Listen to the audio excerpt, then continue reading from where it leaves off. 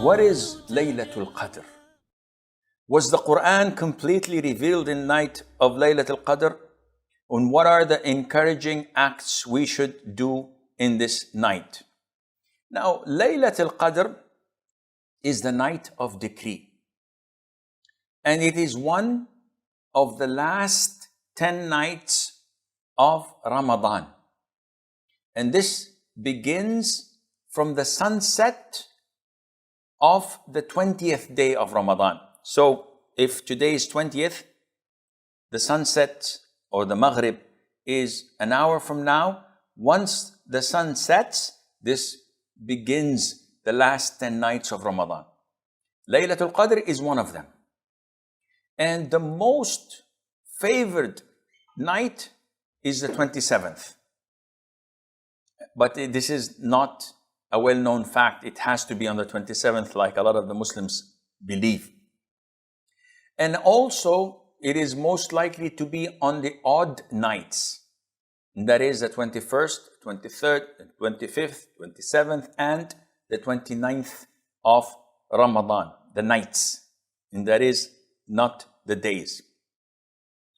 And this night, as Allah has described in the Quran, in a surah named by this night, that it is better than 1,000 months. Laylatul Qadri khayrun min alfi shahr. This one single particular night is more important and better than 1,000 months. And scholars differed. And one of their explanation was that Allah has given long life to previous nations. So the Jews came like 3,000 years before us. And they've lived for so long.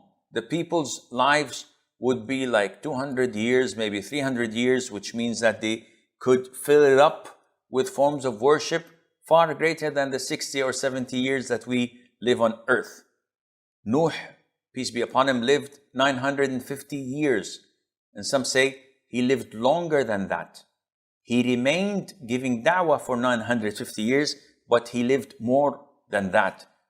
So they had long life and the ability to fill it up with good deeds, while our lifespan is short. So Allah is compensating us by giving us a night in a year that is equivalent to 83 plus years of deeds and good work.